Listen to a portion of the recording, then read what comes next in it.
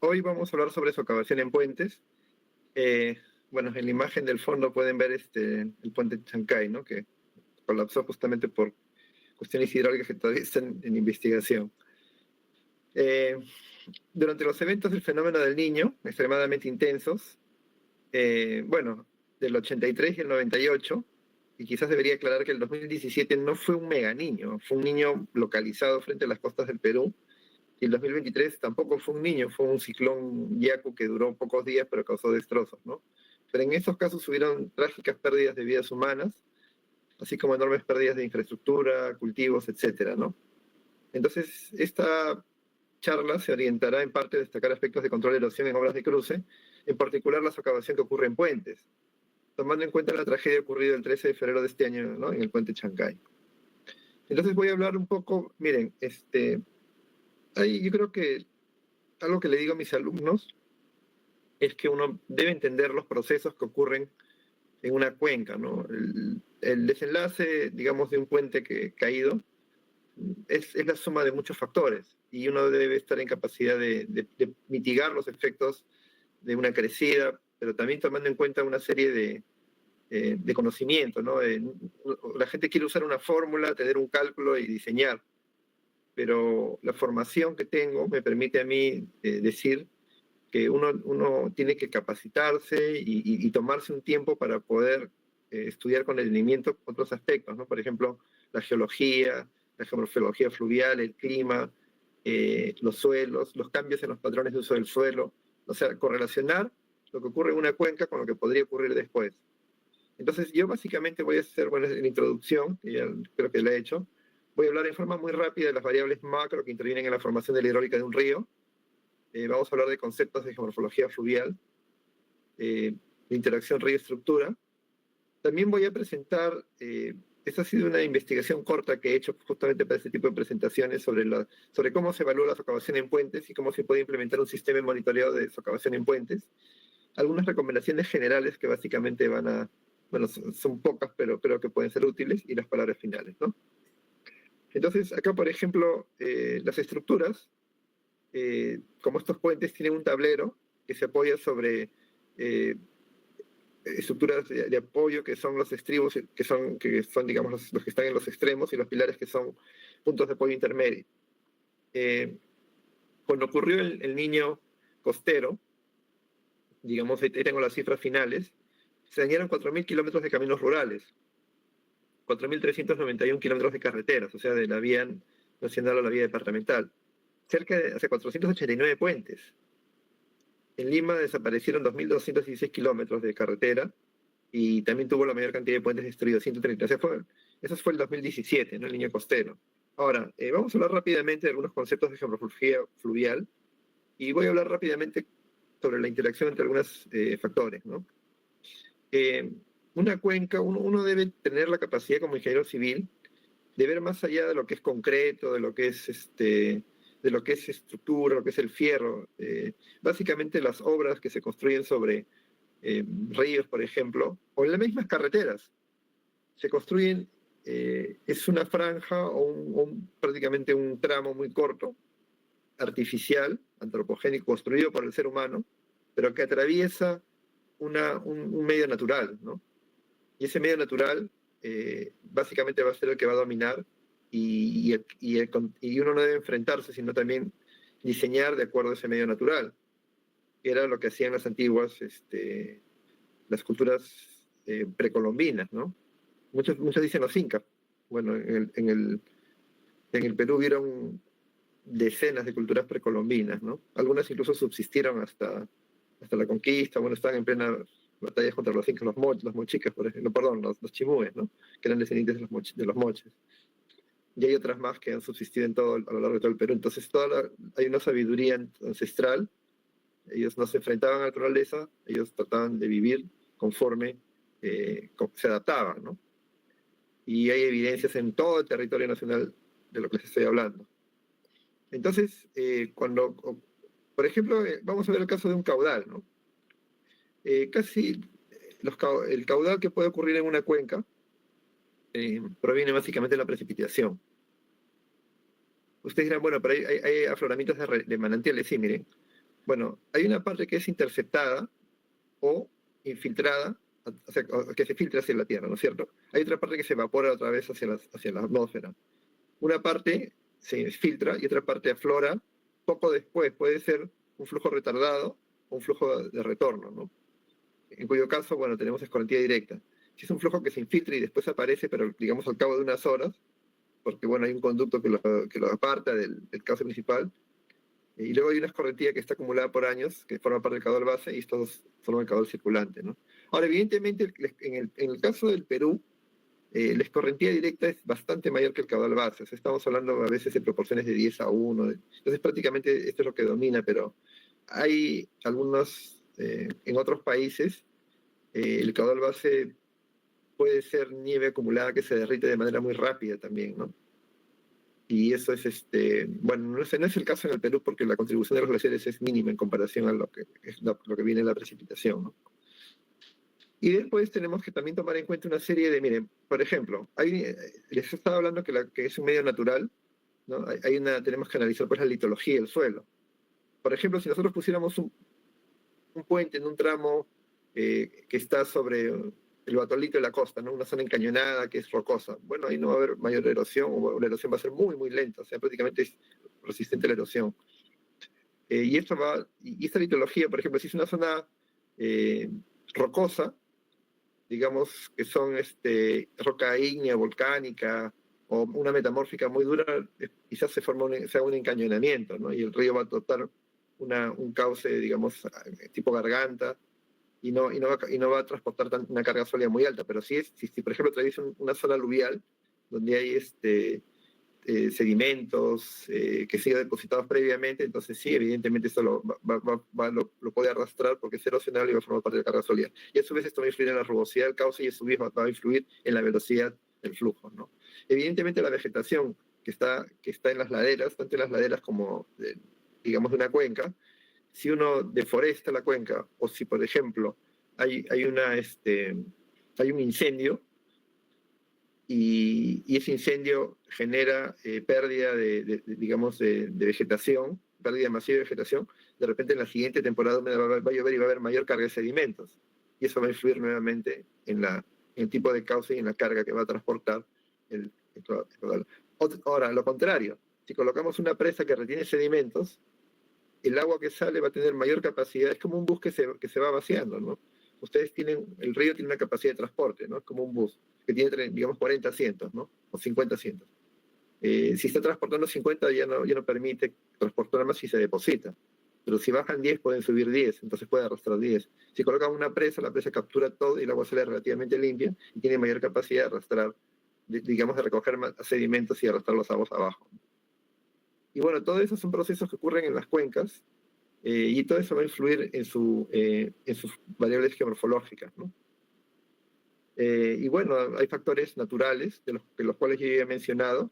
Bueno, ya he mencionado un poco esta correlación, pero un ingeniero tiene que poder identificar qué es lo que está pasando en una cuenca, ¿no? Y tiene que ser capaz bueno, ver de acuerdo a la pendiente, de acuerdo a ¿no? La topografía, al tipo de suelo, qué es lo que va a ocurrir, cómo se va a mover qué es lo que puede ocurrir dentro del cauce y en las planicies de inundación. Ahora, más adelante vamos a ver por qué, ¿ya? Y también tenemos que ver, pues, poder ver cómo el cauce, si es un cauce estable, si se ha adaptado al caudal, o si de repente, bueno, han detenido el caudal en una presa y por lo tanto está regulado y aguas abajo se va a llenar de vegetación y bueno, cualquier cambio que haga el ser humano va a influir en lo que va a ocurrir aguas abajo, ¿no? Ok, acá vamos a ver, este es un gráfico de Leopold y Wallman. Curiosamente, ellos eran ingenieros civiles, pero ellos también vieron cambios en los patrones, digamos, eh, de forma en los ríos. Por ejemplo, esto braided quiere decir trenzados y meandering es ríos curvos, o sea, meandros, ¿no?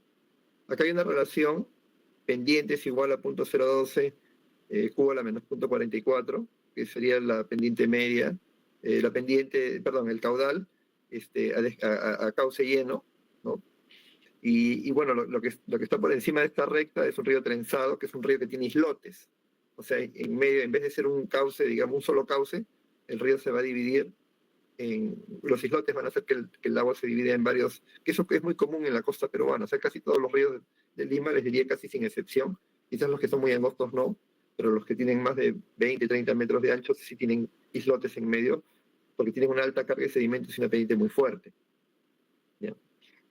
Y bueno, acá hay relaciones entre pendiente y sinuosidad, por ejemplo, dice, bueno, estos ríos, esta es la sinuosidad del Talweg, ¿no? Definida como o sea, esa sería, la sinuosidad está definida como longitud del cauce del Talweg entre el ancho, entre digamos, la longitud del valle, ¿no? Y acá, por ejemplo, hay relaciones entre la pendiente y la carga de sedimentos, y esto va a definir el tratado en planta. Esto sería recto, meándrico y trenzado, ¿no? Y acá, bueno, este es conceptual. Acá dice, bueno, si las márgenes son erosionables, ¿no? Esta sería la erodabilidad de las márgenes y esta sería la capacidad de transporte de las partículas, ¿no? Cuando está, digamos, aproximadamente en equilibrio meándrico, si la erosibilidad de las márgenes es muy alta, va a ser un río trenzado, de lo contrario va a ser un río recto, ¿no? Ok, acá, por ejemplo, cada cuenca tiene características diferentes, ¿no?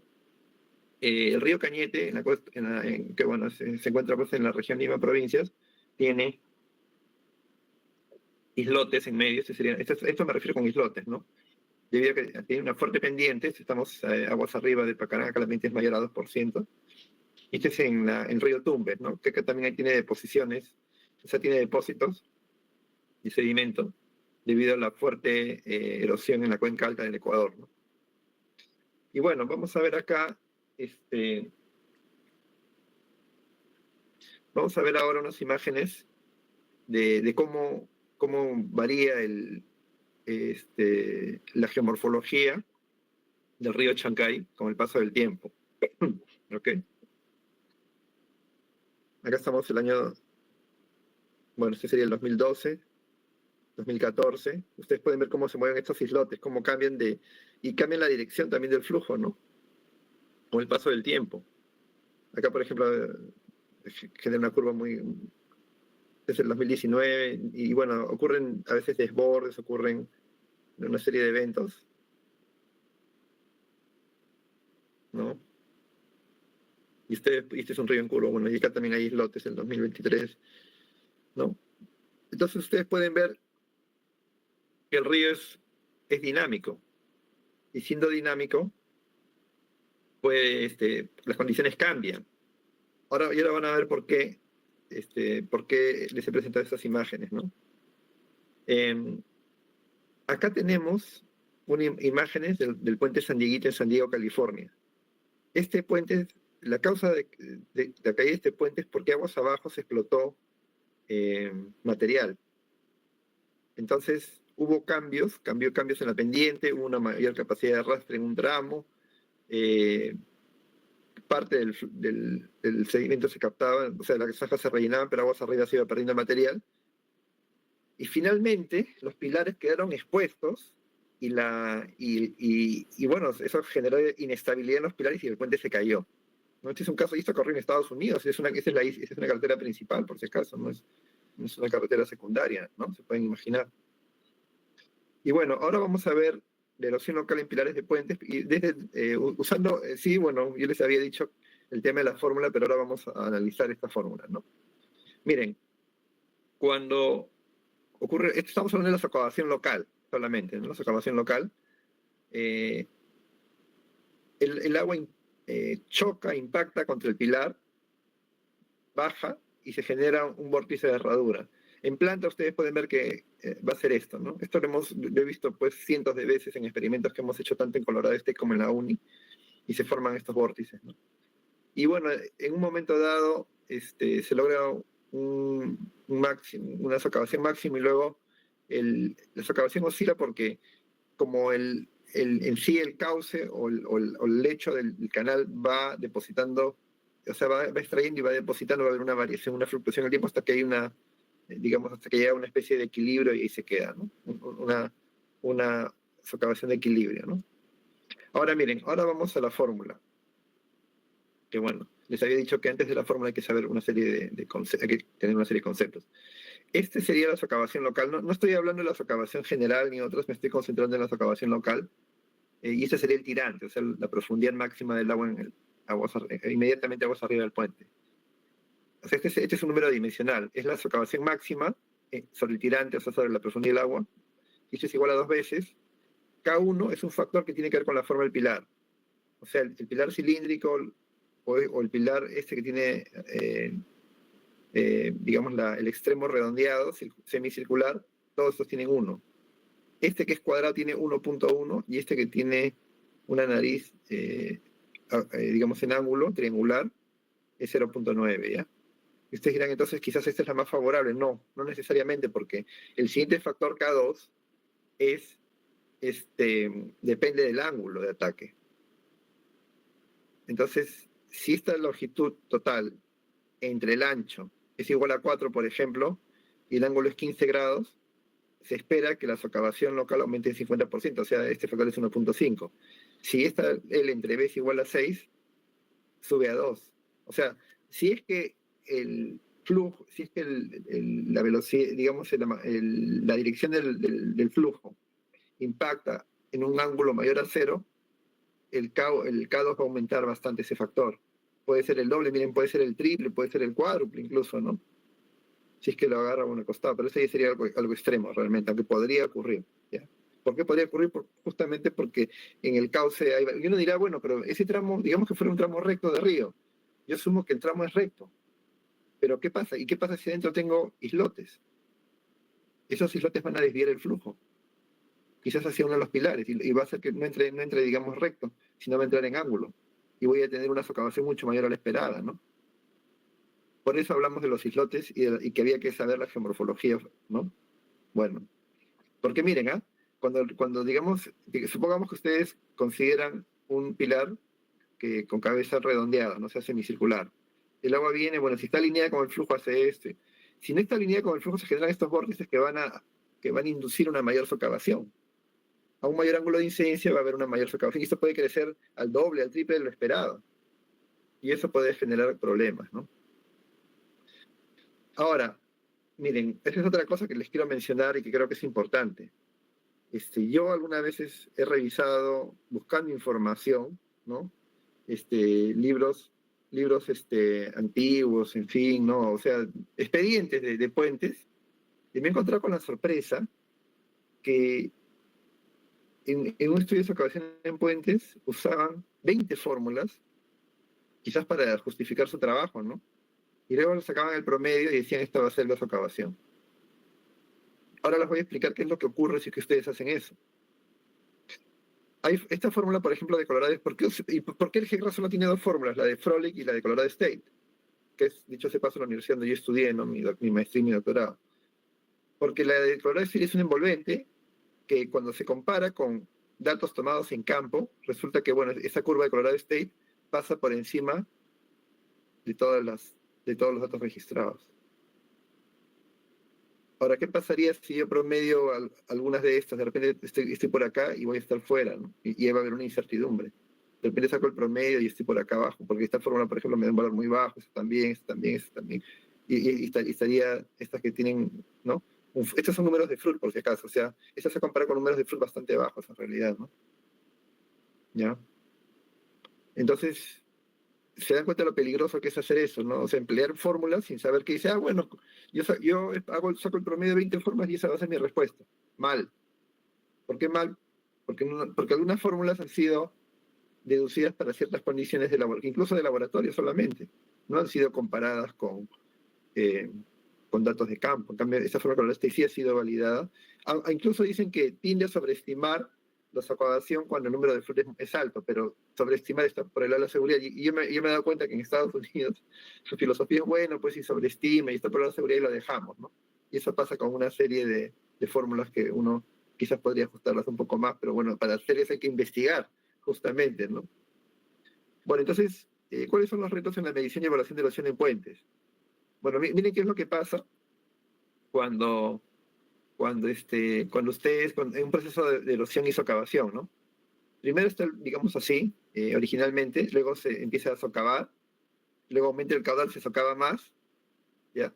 Luego aumenta más, y luego, después cuando baja el caudal, baja el tirante y se empieza a depositar posiblemente, y en la recesión se empieza a depositar, ¿no? Se dan cuenta de lo que ocurre, ¿no? Primero, este, se socava y luego se va a rellenar con material propio que viene por el cauce. Entonces, acá, por ejemplo, tienen una fosa que ha sido erosionada y sedimentada, ¿no? Este es un puente que cruza una carretera en Estados Unidos, ¿no? Bueno, y a medida que aumenta el caudal, aumentan las velocidades, la fosa de erosión crece, se profundiza y durante la recesión se vuelve a rellenar. Entonces, oye, ¿cuál fue la máxima socavación? No lo sé.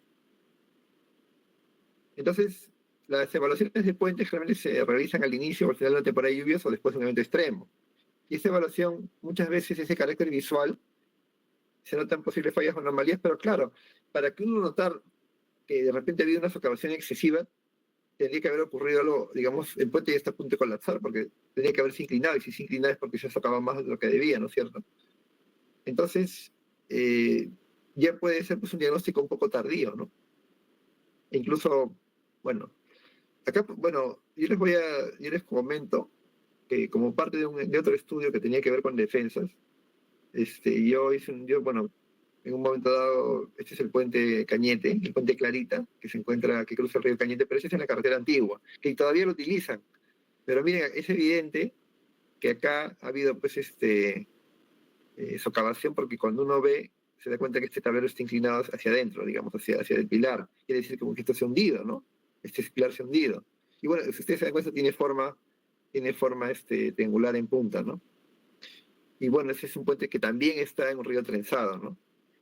Incluso por ahí tengo un video de algo parecido en el puente Chancay, donde se ve que este pobre pilar ha sido atacado de todos los ángulos posibles. Sí, pues, y esa foto la tomé el año 2000. Yo lo pasé, digamos, a las autoridades, recomendé que, como este trabajo se hizo para el PSI, para el Proyecto Superior de Irrigación, el Ministerio de Agricultura, y me dije, bueno, recomiendo que, bueno, adviertan al Ministerio de Transportes y Comunicaciones, por si acaso, que hay este problema y que lo corrijan. Bueno, de hecho que han puesto un puente tipo Bailey encima, que me imagino que se apoya en este pilar y en este pilar, y no sé, pues lo temporal se vuelve permanente, lamentablemente, ¿no?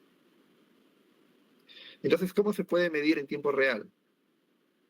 Supongo que me siguen escuchando, ¿no?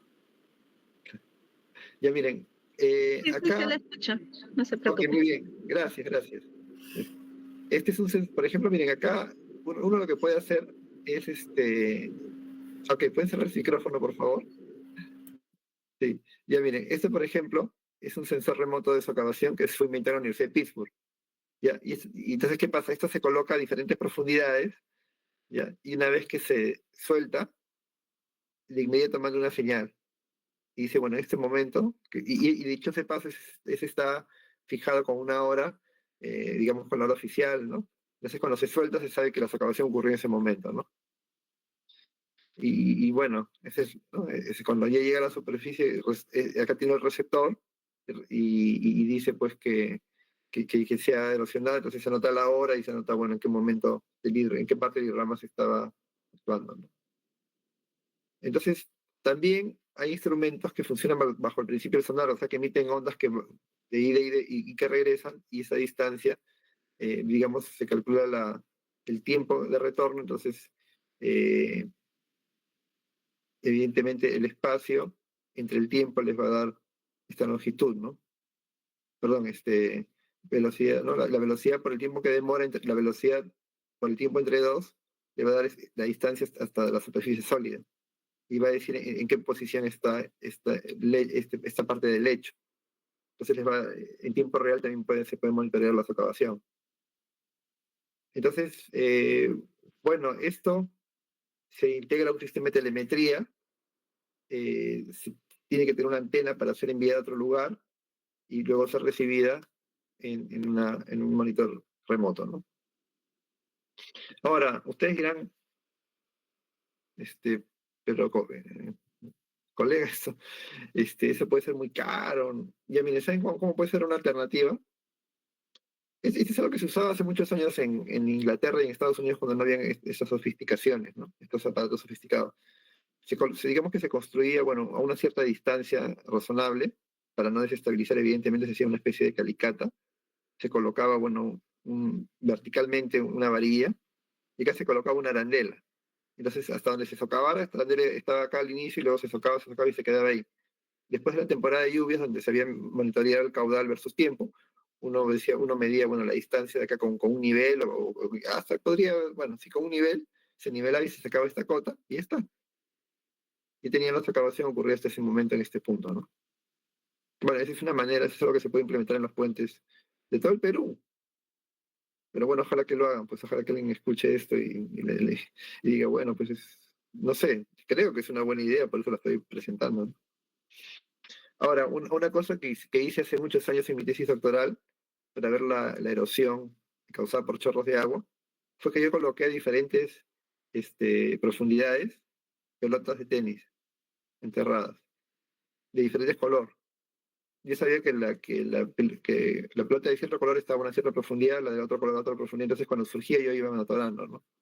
Entonces, claro, ustedes pueden venir después y ver cuáles ya no están, porque esto se va a rellenar, ¿me entienden? Esto se va a rellenar en la recesión, esto se va a rellenar, entonces cuando excavan dicen qué pelota falta, ¿no? Porque bueno, a veces algún pilar queda un poco fuera o pueden hacer una pequeña, ustedes dirán, bueno, pero por acá va a pasar agua, ¿cómo van a hacer esto? Bueno, la mayoría de los ríos, muchos ríos de la costa, cuando baja el caudal baja bastante y en algunos casos hasta se seca por lo menos los pilares los pilares más cercanos a las, este, a los márgenes, a veces están secos, ¿no? O se puede poner una pequeña barrera, ¿no? Una pequeña defensa provisional para investigar qué es lo que está pasando. En fin, se pueden hacer una serie de cosas, ¿no? Ya, entonces vamos a ver, miren, algunos métodos modernos para reparación o cambio de la cimentación. Ustedes pensarán que eso está fuera del alcance del Perú. Yo les voy a decir que no y les voy a dar una muestra nada más, ¿ya? Miren, no sé si ustedes saben, el puente Trujillo es un puente muy similar al que tienen ustedes allá en Huánuco, que es un puente construido con una técnica muy similar, ¿no? Con roca, con una masa cementante, que es una mezcla de clara de huevo, cal, caliza, grava, arena, ¿no? Es un puente que fue construido en 1610 y que nunca colapsó. ¿Y qué pasaba? Pues que había que construir, o sea, ellos que dijeron, bueno, vamos a construir eh, una vía que va a pasar por debajo del río Rímac para una vía expresa, pagada con peaje. Entonces tuvieron que levantarlo. Y esta empresa, y acá está el enlace, ¿no? Precinet, ¿no? Esto lo levantaron, bueno, eso sería interesante, digamos, conocer los detalles, pero yo lo que fue que esto lo levantaron como una especie de gatas, pero asegurándose pues que hubiera una cimentación y que pudiera ser levantada, ¿no? Y luego construir por debajo, ¿no? Bueno, a ver, esta parte ya es un poco corta. Les estaba diciendo pues que en ríos trenzados como los que tenemos en la costa peruana, incluso también tienen ríos trenzados en los valles interandinos, ¿no? Porque también son ríos de fuerte pendiente, donde hay una alta carga de transporte de sedimentos y que también se encuentran muchas veces en zonas de lechos aluviales, como el mismo Guayaga, ¿no? Ya, entonces, bueno, los ríos de la costa y parte de los valles interandinos son de fuerte pendiente, ¿no? Bueno, ¿saben cuál es mi recomendación mayor para evitar problemas con el ángulo de ataque y todo eso? Es usar pilares o grupos de pilares de sección circular o cilíndricos, ¿ya? Entonces, la mayoría de los ríos de la costa son trenzados en zonas donde hay encañonamientos, ¿no? Ahora, entonces una manera práctica de evitar un ángulo de ataque mayor a cero es que los pilares sean cilíndricos. Este por ejemplo, es un puente en El Salvador, ¿no? Todos los pilares son cilíndricos y esta es una carretera, la más importante, bueno, la carretera longitudinal del norte, ¿no? ¿Ok? Y este puente es el otro puente Chancay. Este es el puente que crece, que digamos que cruza, este es el puente bueno, que colapsó y este es el puente que está ubicado aguas arriba y que va hacia Huaral, ¿ya? Este puente tiene ese pilar y este pilar y este pilar y acá se nota mejor. Este pilar y este pilar son cilíndricos, ¿ok? O sea, claro, este puente fue construido mucho tiempo después, ¿no? Y con buen criterio, los pilares son cilíndricos, pues. Entonces, acá hemos discutido la relación entre la geomorfología fluvial como un factor a tomar en cuenta, ¿no? Por ejemplo, hemos visto, bueno, ustedes identifican un río trenzado, lo más lógico es usar, pues, pilares cilíndricos, ¿no? Porque ustedes identifican, este es un río, ¿cuánto es la pendiente? Bueno, digamos mayor a 0.5%, tiene una alta carga de transporte de sedimentos. Eso se ve, o sea, visualmente lo puede comprobar porque cuando hay en la temporada de lluvias, el río pues es chocolate. Y el color delata que, ustedes si vieran el río Rímac, por ejemplo, en agosto, en septiembre, y van por Chosica, ese río es claro, no trae sedimentos, pero si están en febrero, enero, el río adopta una coloración marrón, ¿no? Entonces, una manera de evitar mayor erosión por fuertes viajes en elementos de apoyo intermedios, o sea, pilares, es usar elementos completamente simétricos, o sea, de forma circular, donde el ángulo de ataque siempre es cero, ¿no? Entonces, también hemos mostrado la necesidad de medir, de poder ver cómo está el puente con instrumentos de medición. Incluso hay instrumentos de medición muy sofisticados que creo que seguro que se pueden producir en el Perú, ¿no? Pero si quieren ir a algo más sencillo, también podrían usar métodos alternativos mucho más baratos y más fáciles de implementar, que son razonablemente, bueno, son razonablemente precisas, ¿no?